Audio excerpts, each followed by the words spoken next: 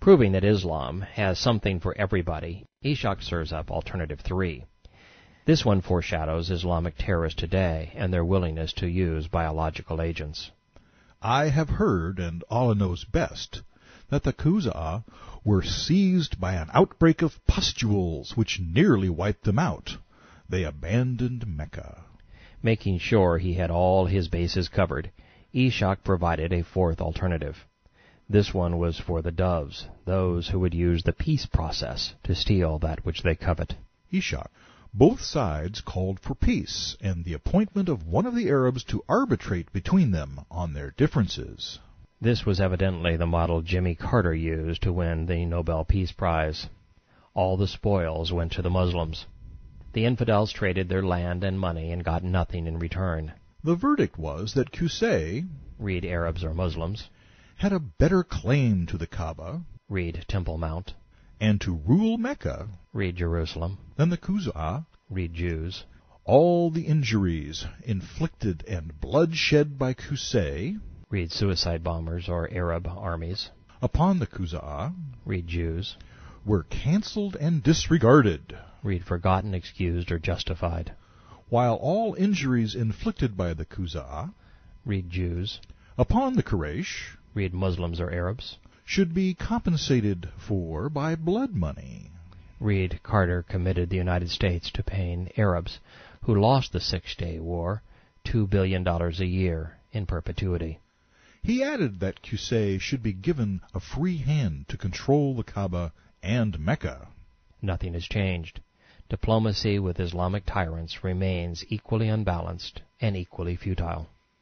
Whether Qusayy prevailed by force, bribe, the peace process, or pestilence, he gained control of the tent village and rock shrine that had been populated by the patriarch's great-great-grandfather, Luhay. Ibn Ishaq chronicled the momentous event as only a Muslim could. Ishaq. Thus Qusayy gained authority over the Kaaba and the lordship over the people of Mecca. He behaved like a king over his tribe, so they made him a king. Qusayy, having established the model for Mohammad, went on to build the family business. Let's listen to how it was done. Ishaq. Qusayy assumed control and kingship. He was obeyed. He held the keys to the shrine, being the doorkeeper of the Kaaba. He held the right to the water and the pilgrims from the well of Zamzam and to feed them. He presided at the assemblies and held the right to hand out the war banners.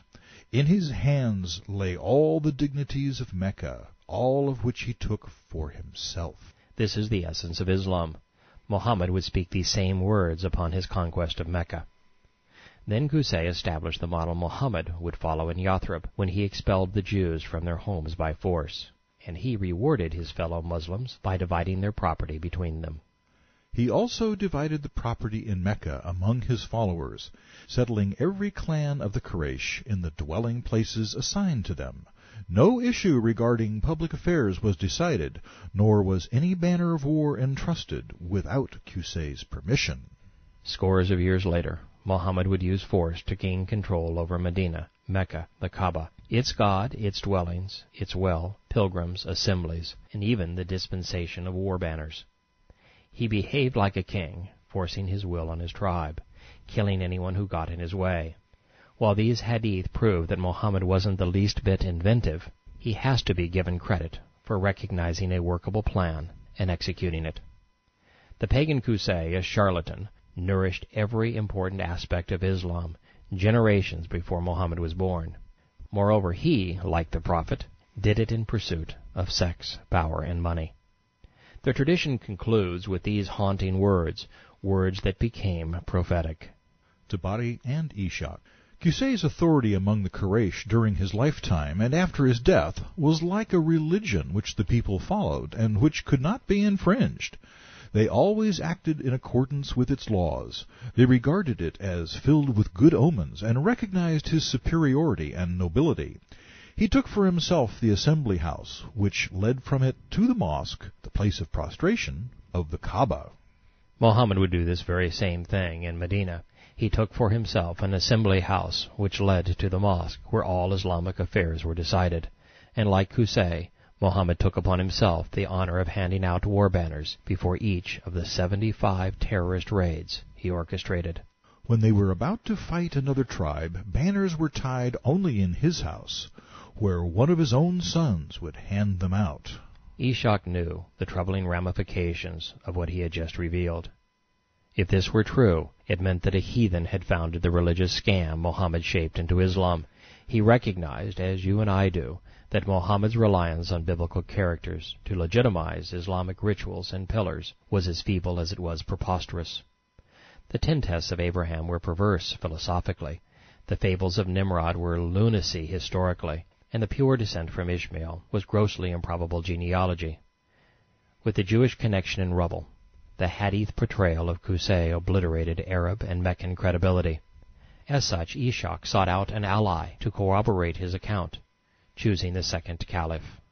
Ishaq. Umar confirmed the story of Qusayy and how he gained control over the Kaaba and the affairs of Mecca. The hadith is incriminating, unraveling the fabric of Islam. More than 100 years before the first Quranic revelation fell from Muhammad's lips, the pillars of Islam had been established by a pagan entrepreneur.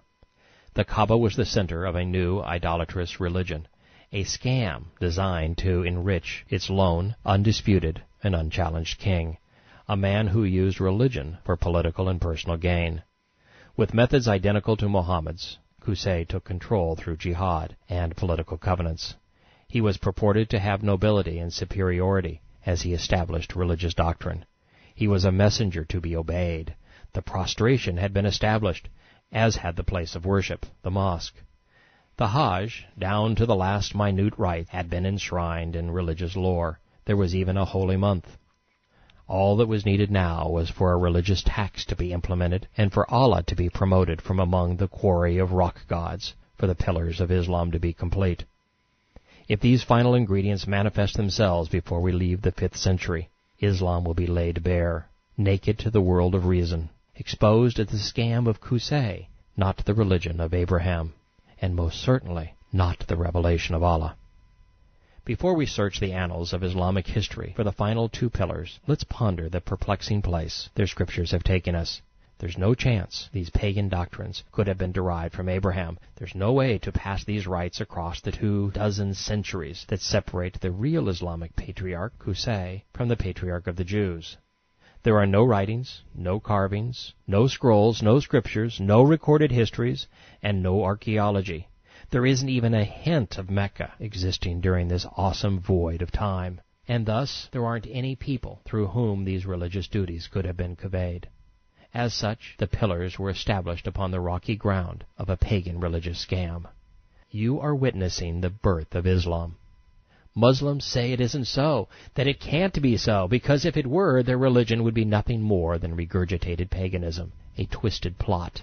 They claim Abraham came to Mecca to build the Kaaba and establish Islamic rites, but they omit how he could have survived the desert crossing with a maid and an infant. They don't even say why he would have left the promised land for a deserted valley in the middle of nowhere. Islam isn't the religion of Abraham or the doctrine of the Prophet Mohammed. It is the religion of Qusayy.